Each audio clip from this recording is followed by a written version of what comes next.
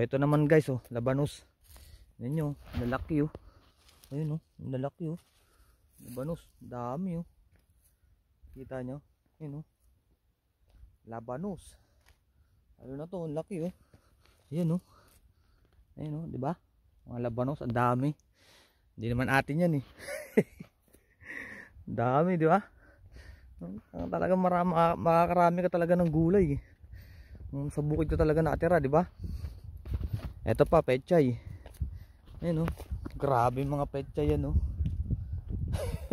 Ang lalaki, no? Yan oh. Ano? Ang dami. Ang lalaki pa. Grabe, no? Grabe, ang dami, no?